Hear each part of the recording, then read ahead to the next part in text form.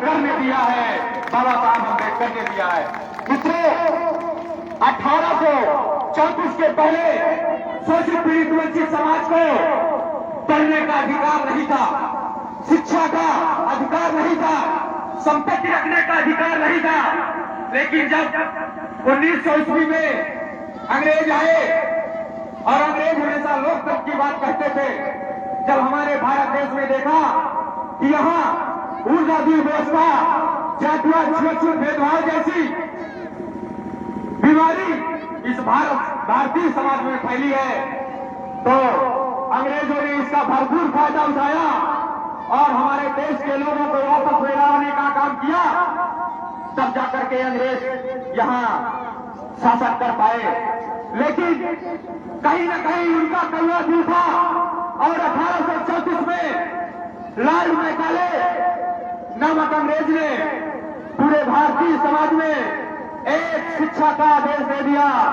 तब से शोषित पीड़ित वंचित समाज के लोग, गरीब, SC, ST, OBC के लोग भी पढ़ने का अधिकार मिल गया। बाबा साहब का जन्म 14 अप्रैल 1891 में महू मध्य प्रदेश में हुआ था।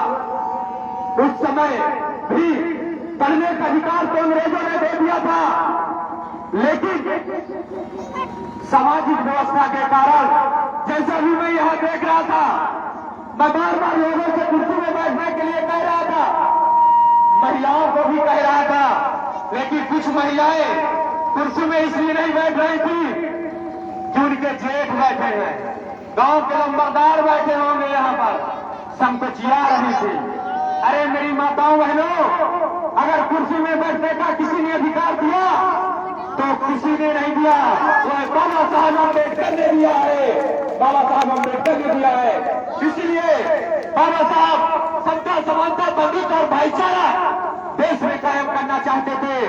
इसलिए हम चाहते हैं, न कोई ऊंच है न नीच है, न कोई ऊंच है न नीच है, बाबा साहब ने सबको बराबर का अधिकार दिया। इसलिए मैं आपको पीछे खड़ा होकर के बार बार कह रहा था कि सब लोग कुर्सी बैठो, कुर्सी पर बैठो। आज देख रहे हैं मंच पर एक महिला, हम सबकी बहन मीरा भारती जी बैठी है, तो उस प्रकार से आप भी किसी की माँ बहन है। हम चाहते हैं आप भी बहन मीरा भारती जी जैसा सबके सम्मान में, सबके समाज में, सबके बराबरी में कुर्सी में बैठे। यही हमारा जन जन तक और आप लोगों को गांधी में आकर बताने आया है।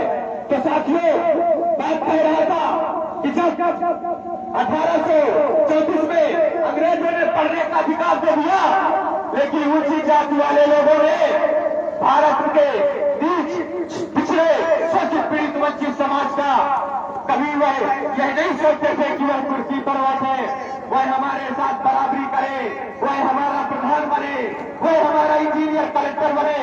तो बाबा साहब जी को बहुत ही अपनाई झेलनी पड़ी। बाबा साहब आपने सुना होगा, स्कूल के पिछवाड़े बैठते थे, स्कूल के बाहर बैठते थे।